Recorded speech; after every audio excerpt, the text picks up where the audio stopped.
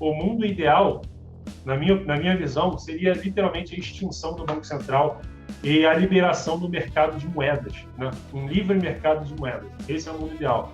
Só que como esse mundo ideal não vai acontecer partindo deles, pelo menos, então o melhor dentro desse cenário seria, sim, a autonomia do Banco Central, para que pelo menos tente-se diminuir pelo menos a ingerência política daquele governo que está no momento, né?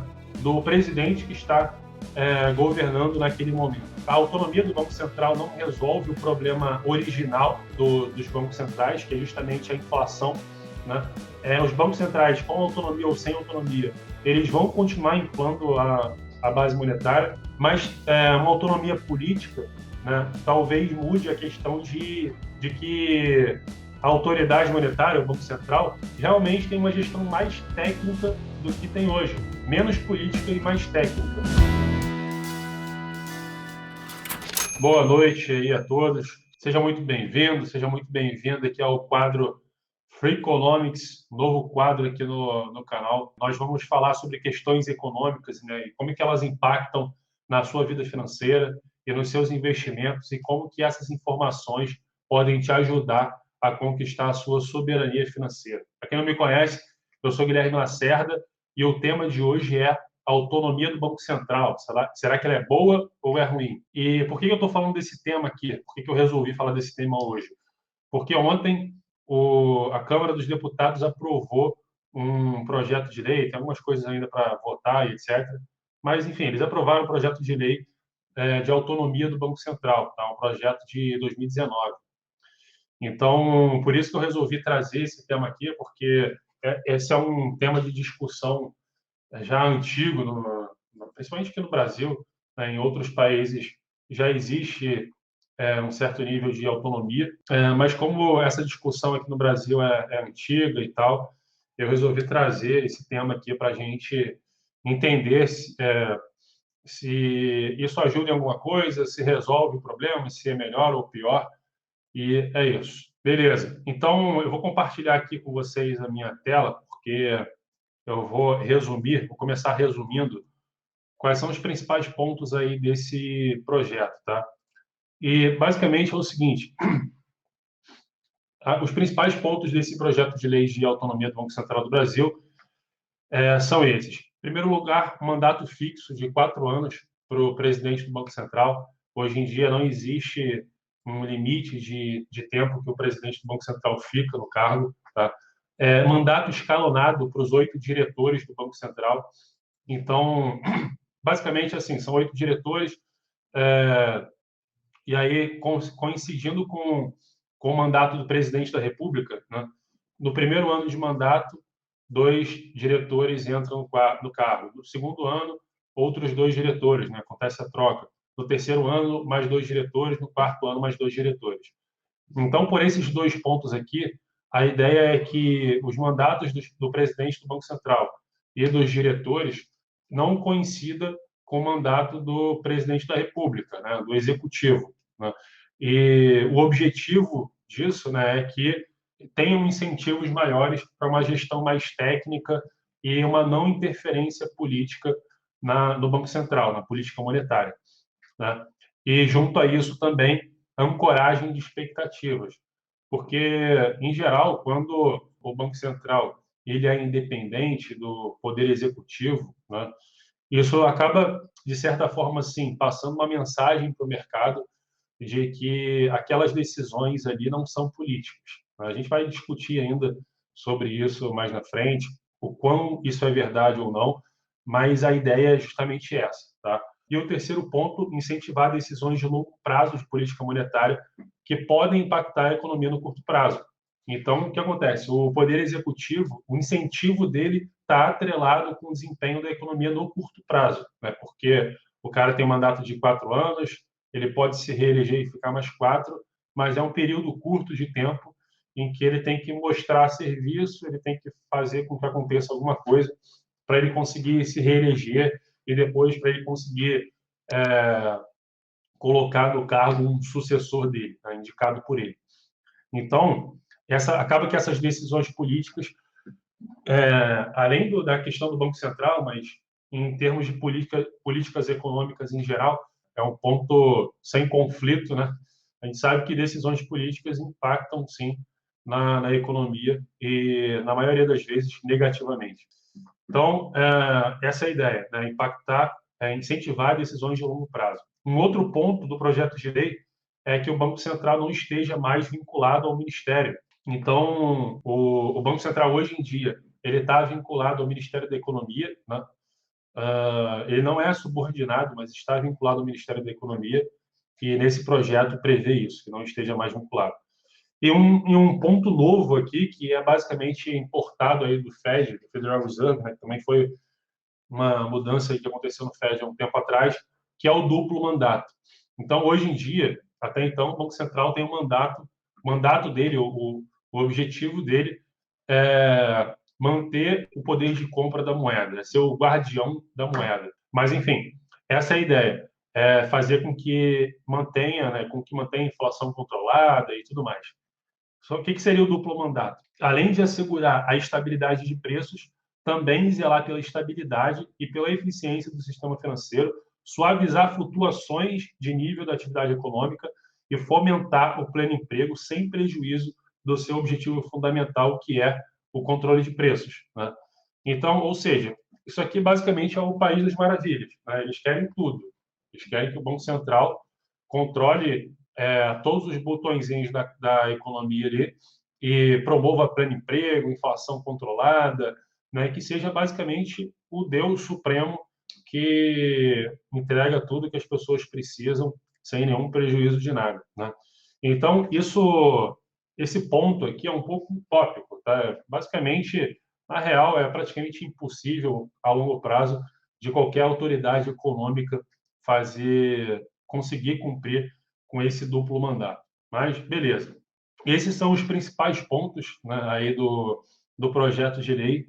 E a pergunta é: será que isso resolve, né, o problema da interferência política na moeda, né, ou na política monetária, né, e todos os outros problemas causados pelo Banco Central? Né? Será que isso resolve alguma coisa?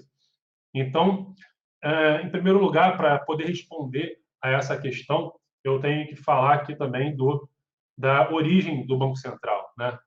De onde vem o Banco Central, como que surgiu o Banco Central no formato moderno, como existe hoje, tá? E qual é o impacto que o Banco Central tem, o impacto que esse sistema financeiro atual tem na economia e na nossa vida, e, por fim, nos nossos investimentos também. Então, só voltando um pouquinho na história, né? Basicamente, no século, até o século XIX, mais ou menos, durante o século XIX, vigorava o padrão ouro clássico, né? O que significa o padrão ouro clássico? É praticamente como se fosse uma moeda única global. O ouro era o dinheiro, né? Então, o ouro era a moeda global. E existiam outras moedas lastreadas no ouro. Então, as moedas nacionais, né, na prata também, em algumas situações, mas basicamente ouro e prata. Então, as moedas nacionais, elas eram basicamente uma representação de um depósito de ouro. Era um lastro em ouro. Então, a cotação delas, uma nota de qualquer moeda, de dólar, de libra, enfim, qualquer coisa do tipo, ela representava um peso em ouro, né? Era uma medida de peso. Então, por exemplo, essa moeda aqui, ó, que é a libra, né? Até hoje a libra tem aqui em cima essa mensagem, né, em inglês que traduzindo significa: eu prometo pagar ao portador sob demanda a soma de, aí nesse caso aqui como é uma nota de 20 libras, 20 libras. E libra é uma medida de peso, né, como quilo. Não é a mesma coisa que quilo, né? Tem uma outra medida ali, mas é uma medida de peso, né? Então pode ser que podia ter uma moeda chamada gramas ou quilos ou sei lá, qualquer coisa do tipo. Então, basicamente, é claro que hoje em dia a Libra não tem lastro em nada, né? Assim como nenhuma outra moeda fiduciária, uma moeda estatal, mas essa mensagem aqui é meio que uma lembrança dos bons tempos, digamos assim. Então, A moeda era uma representação de um depósito de ouro, né? As moedas nacionais eram literalmente uma definição de peso de ouro ou prata também. E o lastro na moeda, ele criava uma disciplina, né? Existe um questionamento, né, que é o seguinte: pô, o ouro, assim como o dólar, o real, o euro ou a libra, tem valor porque a gente acredita que aquilo tem valor. Se a gente for refletir filosoficamente e levar até o limite, o ouro também só tem valor porque as pessoas acreditam que tem valor. Então, no fim das contas, qual que é o lastro do ouro, né? Qual que é o lastro do ouro, né? É claro que isso não é totalmente dessa forma, não é totalmente verdade, porque o ouro ele tem aplicações industriais também e tal, mas o grande ponto aí da questão é que o ouro é escasso, né? E por ser escasso, se eu tenho um dinheiro, um papel moeda lastreado em alguma coisa que é escasso, eu só consigo criar novos papéis moedas daquelas unidades monetárias se eu tiver mais daquela coisa que é escassa. Então, se o meu dinheiro é lastreado em ouro, eu só consigo criar mais unidades monetárias do meu dinheiro se eu tiver mais ouro nos meus cofres, né? Então, eu só posso criar mais uma nota de 20 libras se eu tiver mais 20 libras de ouro, né? No caso aqui, usando isso como exemplo, tá? Então, o lastro ele serve para isso. Ele serve para criar uma disciplina automática, né? De para impedir que os governos ou os bancos centrais criassem dinheiro do nada, como fazem hoje, né? Para impedir o que acontece hoje. Então, por exemplo, isso é uma crítica também, uma crítica infundada que fazem ao Bitcoin. Do tipo, qual é o lastro do Bitcoin? E, cara, na real, a explicação é justamente essa que eu falei. No final das contas, o lastro ele serve somente para criar uma disciplina. Como no caso do Bitcoin, existe já no protocolo de que só vão existir 21 milhões de unidades e, por várias questões técnicas que eu não vou entrar aqui, é impossível passar dessas 21 milhões de unidades de Bitcoin. Então, isso já é a própria disciplina do sistema, entendeu? Não existe uma autoridade central monetária que controle o Bitcoin e crie Bitcoins do nada, além daquele que é previsto pelo protocolo. Então, o lastro serve para isso, para criar uma disciplina automática na emissão, na criação ou destruição de novas moedas, tá? Então, nesse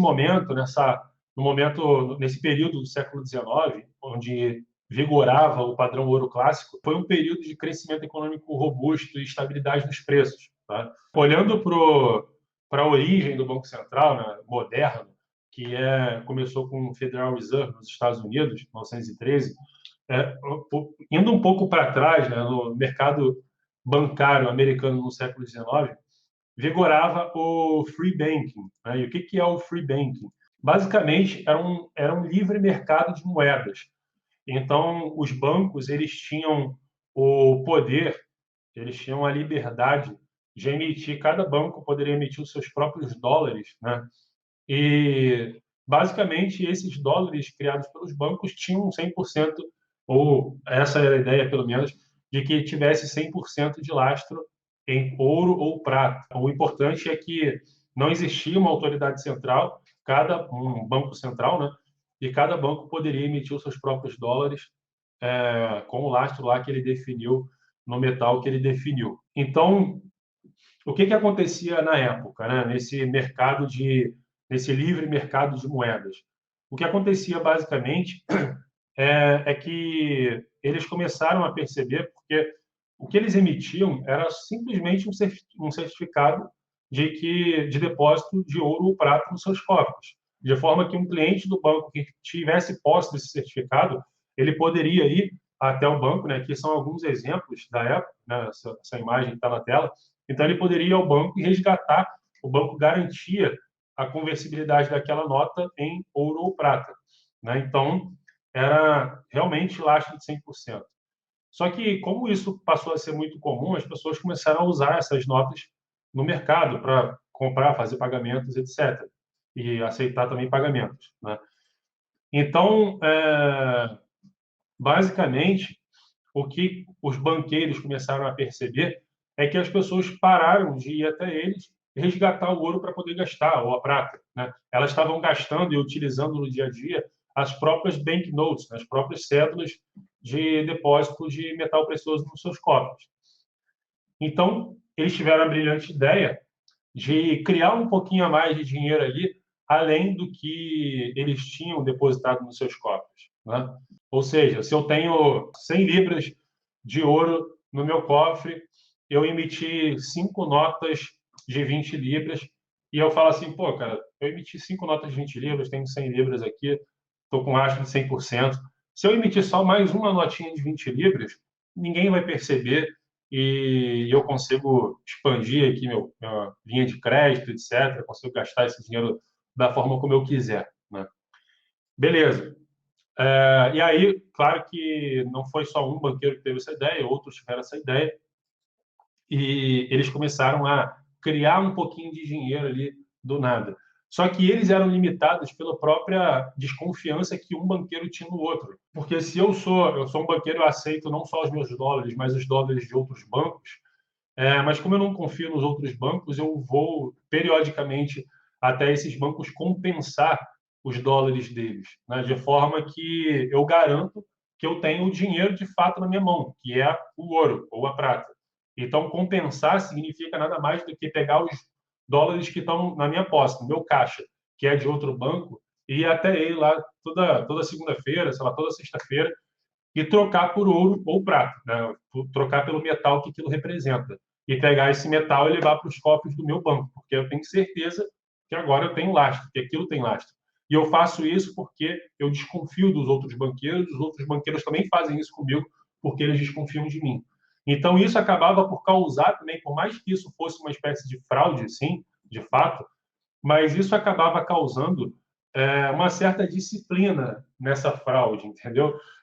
No sentido de que, pô, se eu tenho lá 100 libras de ouro e imprimir mais uma notinha de 20 libras só, né, eu estou criando 20% a mais da reserva que eu tenho. Agora, se eu imprimir mais 100 libras, além da quantidade de lastro de fato que eu tenho, eu estou correndo muito mais risco, né? Porque agora, nesse exemplo que eu estou dando, eu tenho agora 200 libras em circulação da minha nota e eu tenho 100 libras de ouro no meu cofre. Então, minhas reservas é de 50%. Se meus clientes resolverem, um belo dia, vir até o meu banco e sacar mais do que 100 libras, eu simplesmente não vou ter como pagar e eu quebro. Então, para não correr esse risco, eu não crio tanto dinheiro assim, além da quantidade de metal que eu tenho no meu cofre. Então, isso aconteceu e isso precedeu a fundação do FED. Por quê? Porque, basicamente, a ideia da criação do FED que eles tiveram, eles se juntaram, tiveram a ideia de fazer o seguinte, cara, eu tenho a preocupação de toda hora estar compensando seus dólares no seu banco, você também no meu e tal, ninguém confia em ninguém. Então, ao invés de cada um emitir os seus dólares, por que a gente não se junta aqui, junta um grupo, um clube dos banqueiros, e todo mundo se junta e imprime o mesmo dólar, um único dólar, né?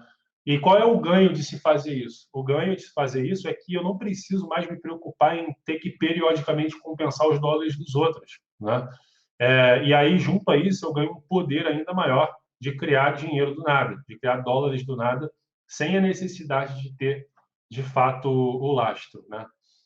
Então, ou não de ter de fato lastro, mas de ter tanto lastro assim como eu precisava, porque eu entendo mais ou menos qual que é o percentual médio de movimentação dos meus bancos pelos meus clientes, mas eu não tenho que me preocupar com os resgates, com a compensação dos meus dólares pelos outros bancos, que certamente era um volume muito maior. Então, o Fed ele foi criado justamente com esse objetivo de dar um poder maior de criação de dinheiro do nada para os banqueiros naquele momento, né?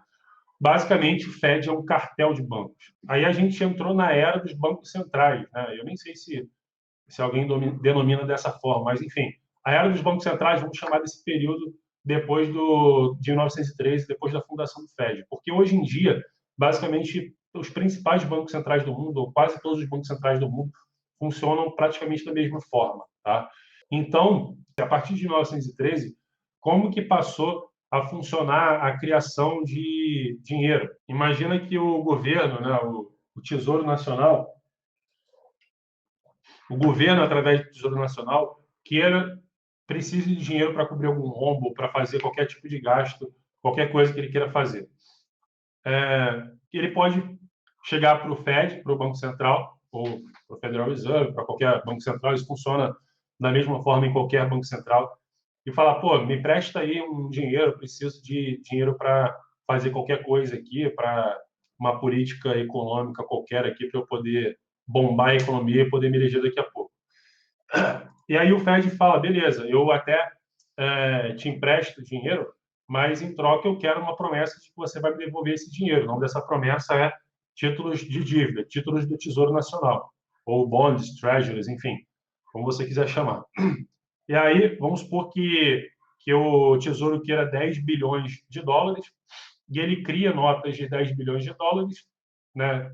Cria treasuries, títulos do Tesouro, títulos públicos, nesse valor de 10 bilhões de dólares e passa para o Banco Central.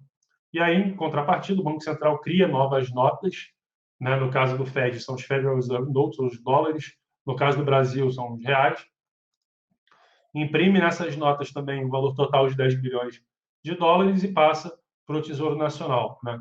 Em seguida, o Tesouro Nacional deposita, coloca esse dinheiro em circulação, e ele entra de uma forma ou de outra no sistema bancário. Beleza. Então, como a coisa funciona, acaba funcionando dessa forma, a gente pode perceber o seguinte, que antigamente o dinheiro era criado, dinheiro novo só poderia ser criado se tivesse metais novos, né, ouro ou prata novo, e agora não precisa mais ter ouro ou prata novo para o dinheiro ser criado. Só precisa que seja criado do nada uma dívida, um papel, né, que representa uma dívida. E aí a gente vê basicamente o reflexo disso na realidade, que é esse aqui. Esse primeiro gráfico aqui é da oferta monetária americana, medida por M2, tá? Oferta monetária basicamente ele reflete basicamente a expansão da base monetária, assim, mal falando da quantidade de dinheiro disponível em circulação na economia. E esse gráfico aqui é da dívida pública federal americana. E você vê praticamente que é a mesma curva, né? Claro que não são os mesmos valores, mas as inclinações são as mesmas.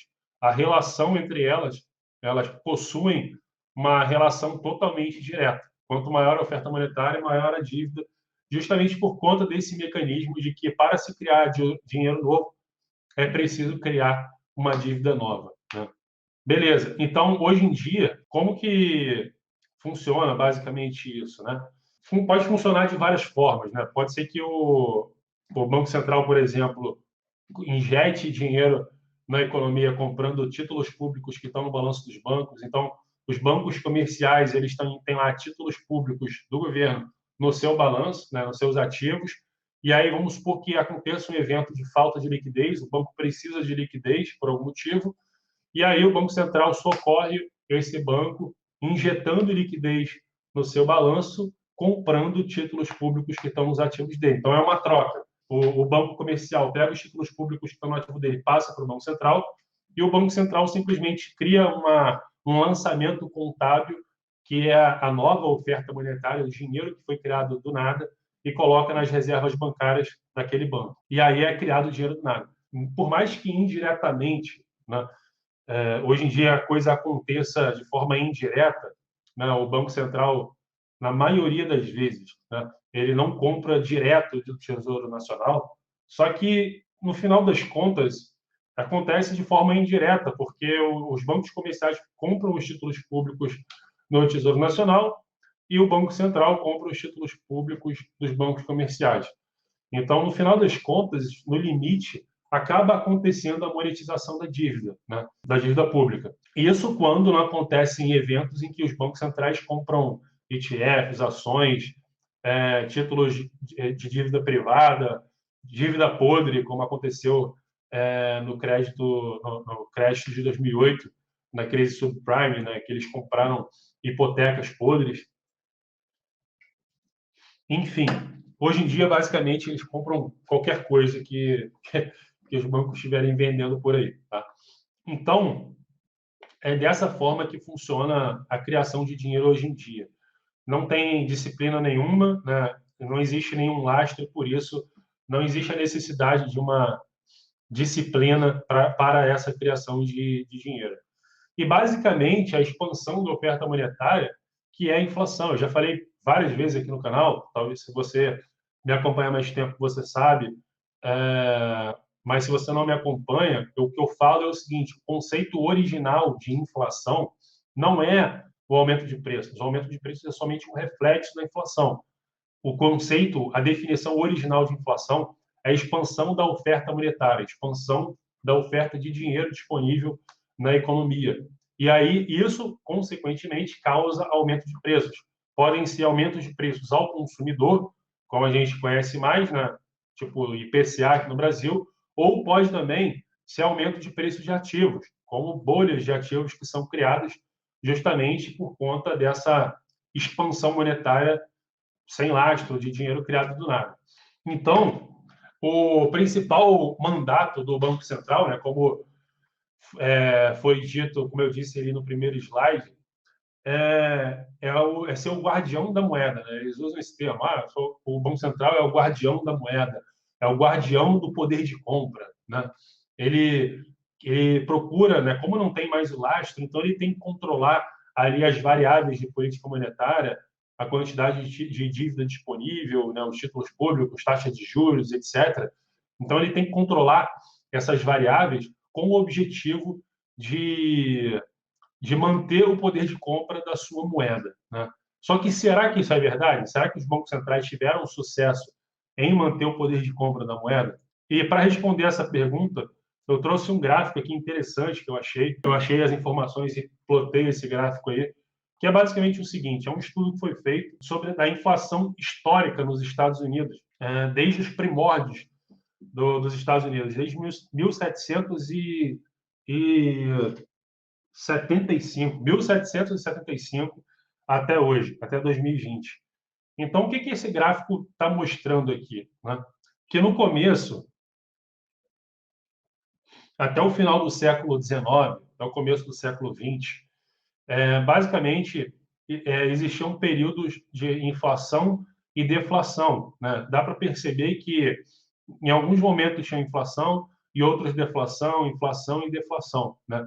Mas a partir do começo do século XX, os períodos de inflação, quer dizer, os períodos de deflação foram quase nulos, quase não existiam períodos de deflação. Começou a predominar somente a inflação. Porque o que acontece? Isso aqui são informações de inflação anual. Né? Então, o que eu fiz? Eu acumulei essa inflação anual ao longo do tempo para entender qual que é a inflação acumulada. Né? Então, qual que é o resultado disso? Olha só que bizarro esse gráfico. A inflação era praticamente estável, né? Ou seja, a perda do poder de compra da moeda, né, era praticamente estável, quase não tinha, às vezes perdia um pouco, mas voltava, etc. Mas a partir do século XX, do início do século XX, olha só a guinada, né? Começou, subiu aqui um pouquinho, depois teve a crise de 29 e tal, e retraiu um pouco a base monetária. Mas ao longo do século XX até hoje, olha a guinada que teve na inflação acumulada, né? Na perda do poder de compra da moeda. Então é por isso que qualquer moeda do mundo, até o dólar, perdeu mais de 96% do seu poder de compra desde 1913, quando o Federal Reserve foi criado, até hoje. Né? Então eu não vou nem falar do real porque é covardia. Né? O real só tem poucos anos, foi criado em 94. Mas o dólar, que é a moeda de reserva global, perdeu 96% do seu poder de compra nos últimos 108 anos aí aproximadamente. Né? Esse gráfico é bizarro. Quando eu montei esse gráfico e vi o resultado, realmente assim, é indiscutível. Né? E aí, isso começou, essa guinada aqui, essa inclinação louca na curva, foi justamente nessa chamada era dos bancos centrais, né? Quando surgiu o Fed, logo depois instituído esse novo sistema financeiro baseado no monopólio dos bancos centrais sobre as moedas. Né? Então, não tinha mais um livre mercado de moedas. A moeda não tinha mais lastro, os bancos comerciais não tinham mais o poder de criar suas próprias moedas, ao contrário disso, passou a ter o monopólio dos bancos centrais sobre a moeda. E aí, isso também reflete nisso aqui. Esse gráfico é um comparativo de algumas moedas com o ouro. O ouro é essa linha reta aqui, né, amarela.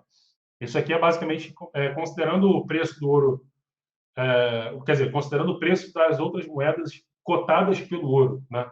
É o inverso. Ao invés de você falar assim, um quilo de ouro vale $100, você investe, né? Quanto que eu compro de dólares com um quilo de ouro, né? Invertendo a lógica. E aí você vê que praticamente todas as moedas perderam valor diante do ouro, né? Por quê? Porque o ouro continua aí escasso, né? E as outras moedas, muito pelo contrário, não. Elas ficaram cada vez menos escassas, justamente por esse poder, por esse monopólio do Estado e do Banco Central de criar dinheiro do nada. Então, é natural que algo que é menos escasso perca valor, e algo que é menos escasso e se torna cada vez menos escasso perca valor diante de uma outra coisa que é mais escassa, né? Então, vocês veem que aqui, olha só, é 1910, né? Então, o valor do ouro era, como tinha lastro, não, como as moedas tinham lastro em ouro, então era praticamente fixo ali o preço, né? Mas aí, a partir de 1913, com o surgimento dos bancos centrais e tudo mais, olha o que aconteceu, né? Logo depois, 1920, etc., as moedas passaram a perder muito valor. E aqui nessa seta é 1971, que é quando o dólar passou a não ter nenhuma conversibilidade em ouro. Até então tinha conversibilidade em ouro. Não tinha lastro para as pessoas físicas, mas os outros bancos centrais poderiam compensar os dólares que eles tinham nos seus ativos, trocando por ouro, né? Mas aí, em 1971, Nixon ele acabou com essa conversibilidade do dólar em ouro, que é esse momento que foi conhecido como o fim do acordo de Bretton Woods, né? E aí você vê que aqui foi basicamente como se fosse o último tiro, né? Já era, que morreu de vez. Dito isso, voltando agora para o Brasil, para a situação atual do Banco Central do Brasil, autonomia do Banco Central e tudo mais. O que acontece é que existe um conluio, existe naturalmente, isso é uma coisa natural, que nenhuma uma lei que garante autonomia vai conseguir acabar, mas existe um estado natural que é um conluio, uma simbiose entre o Banco Central e o governo, entre o Banco Central e o Tesouro Nacional, né? Então, o que acontece é que, por mais que o Banco Central seja uma instituição totalmente ligada e controlada pelo governo, ou uma instituição mais independente, como acontece nos Estados Unidos, né? Lá, na verdade, é como se fosse uma parceria público-privada, né? Controlado pelos bancos comerciais, em conjunto com o governo também. Mas, independente desse grau de relação legal que o Banco Central tenha com o Estado como instituição, existe naturalmente, isso é impossível de acabar dentro desse sistema, existe naturalmente uma simbiose entre o Banco Central e o Tesouro Nacional. Por quê? Porque como o Banco Central ele tem o monopólio da moeda e o Estado ele garante, através de leis de curso forçado, que aquela moeda obrigatoriamente tem que ser aceita pela população, e a moeda utilizada para as transações comerciais, para pagar impostos, para qualquer tipo de coisa, para qualquer tipo de transação em qualquer mercado dentro da sua jurisdição, do seu território. Como isso acontece, né?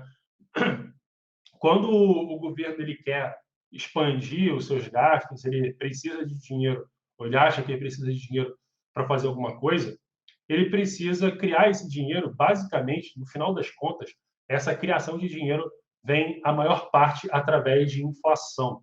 E por inflação, de novo, eu estou falando do conceito original, de expansão da base monetária. Porque mesmo que o governo, através do Tesouro Nacional, crie títulos públicos, ele crie títulos públicos para se financiar e venda esses títulos públicos no mercado, não para o Banco Central, mas para instituições financeiras fora do país, para outras instituições, para fundos de investimentos, para pessoas físicas através do Tesouro Direto, por exemplo. Mesmo que ele faça isso, como a gente já viu aqui, como a criação de dinheiro novo, ela é através da manipulação do estoque de títulos públicos no mercado e como um dos principais instrumentos de política monetária do Banco Central também é controlar o estoque de títulos públicos e assim ele também consegue controlar a taxa de juros e tudo mais. Então, é indissociável, não tem como desassociar a atuação do Banco Central e a atuação do Tesouro Nacional, que é basicamente o cofre do Estado, digamos assim. Ou seja, por mais que exista uma autonomia do Banco Central política, essa inter-relação vai continuar existindo. Então, esse gráfico aqui mostra o seguinte: isso aqui é a evolução de. Aqui vai até dezembro de 2020, na comparação de dezembro de 2019 com dezembro de 2020, a evolução dos detentores da dívida pública federal, né? Então, isso aqui é uma fonte do próprio Tesouro Nacional. Então, você vê que, ó, vamos pegar a barra azul aqui, 2020, quem eram os principais credores da dívida pública nacional, os principais credores do Tesouro Nacional, ou seja, para quem o Tesouro Nacional mais deve, né? 29% instituições financeiras, fundos 26%, previdência 22%, não residentes, ou seja, investidores internacionais 9,2%, o próprio governo 3,8%, seguradoras e outros. E detalhe, o Tesouro Nacional, o Tesouro Direto, ou seja, as pessoas físicas que compram através do Tesouro Direto, entram aqui, tá? É cerca de 1,3% o tamanho do Tesouro Direto diante da dívida pública total. Ou seja, basicamente são essas as instituições, né? Basicamente o mercado financeiro como um todo, bancos e fundos, etc., que são os detentores da dívida pública federal, né? Só que olha isso aqui também. Esse aqui é a tabela do balanço do Banco Central do Brasil. Então, aqui é o ativo, né? Aqui até o meio de 2020, aqui não está pegando ainda até o final de 2020. Basicamente, vamos fazer uma conta por alto aqui. O ativo total do Banco Central do Brasil até meados de 2020 era um pouco mais do que 4 trilhões de reais, né? Desses 4 trilhões de reais, 2,04 era em moeda estrangeira, ou seja, muitos bancos centrais do mundo eles têm bonds americanos, né, títulos americanos ou o próprio dólar em si, porque o dólar é considerado a moeda de reserva global. Então, os bancos centrais fazem reservas internacionais através disso. Então, nos ativos do Banco Central, 2 trilhões em moedas estrangeiras, né? Em moeda local, 2 trilhões. Só que desses 2 trilhões, quase que a totalidade é em títulos públicos federais, né? Ou seja, isso aqui mostra que não tem para onde fugir. Essa simbiose, essa inter-relação entre o Banco Central e o Tesouro Nacional, ela existe e vai continuar existindo, né? Então, qual que é a resposta da pergunta inicial do vídeo? A autonomia do Banco Central do Brasil é positiva ou ela é negativa? Assim, o melhor para resolver todos esses problemas que são causados de inflação e tudo mais que eu falei aqui, a verdade é que a única solução e a melhor solução existente seria a extinção do Banco Central. A extinção do Banco Central e a criação de um livre mercado, a instituição de um livre mercado de moedas, como existia antes, né? Mas é óbvio que isso não vai partir deles, né? O Banco Central, o Estado em si, ele não vai acordar um dia, né? O presidente ou qualquer coisa do tipo, não vai acordar um dia e falar, pô, vamos acabar com isso, né? Isso gera uma série de problemas, inflação, desigualdade, tudo mais. Vamos acabar com isso. Isso não vai acontecer por conta justamente dessa simbiose. O Estado se financia do Banco Central, o Banco Central também, os bancos, através do Banco Central, também se beneficiam desse sistema da forma como funciona hoje. Então, isso não vai acontecer partindo deles. Talvez aconteça de outra forma, mas não vai acontecer partindo deles. Diante desse cenário, o que é melhor do que isso, ou menos pior, né, do que o que a gente tem hoje? Seria justamente essa autonomia legal, porque aí, por mais que ainda exista a simbiose entre o Tesouro Nacional e o Banco Central, e esse problema continua sem solução, pelo menos é uma tentativa de diminuir a ingerência política do Poder Executivo no Banco Central, como a gente já viu acontecer, né? Por exemplo, o Tombini, que foi o presidente do Banco Central de 2011 a 2016, ele sofreu um problema sério na época de desancoragem das expectativas.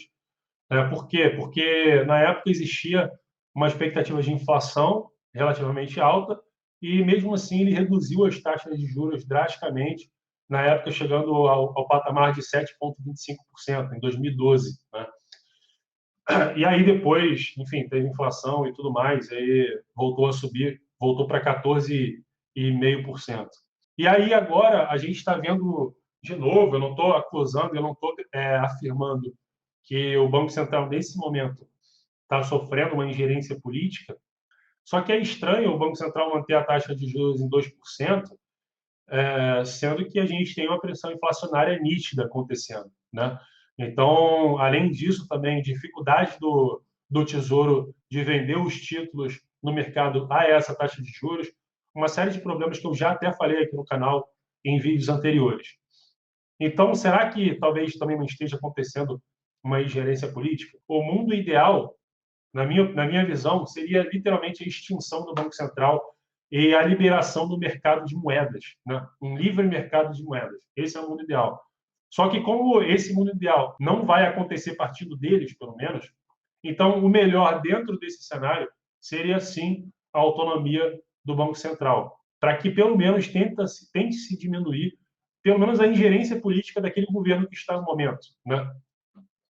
Do presidente que está governando naquele momento. Essa é a resposta, né, da pergunta principal do vídeo. Tá? A conclusão disso tudo é o seguinte: a autonomia do Banco Central não resolve o problema original dos bancos centrais, que é justamente a inflação, né?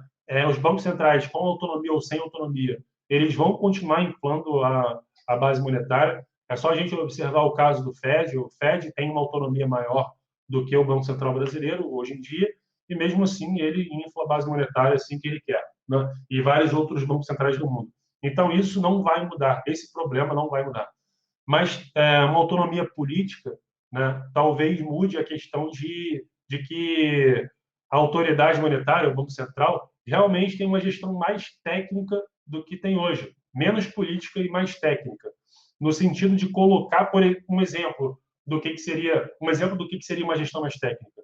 Seria o Banco Central realmente colocar a taxa de juros no patamar que ela deveria estar, né? E não num patamar artificial para tentar estimular a economia a qualquer custo, né? Então, isso seria uma gestão mais técnica. Então, de novo, a resposta da pergunta do vídeo é positivo, né? Não é o mundo ideal, mas é positivo, sim, uma maior autonomia do Banco Central. O mundo ideal seria a extinção do Banco Central. Beleza? Então, obrigado aí pela presença de todos. Por esse vídeo é isso. Forte abraço e até o próximo. Valeu!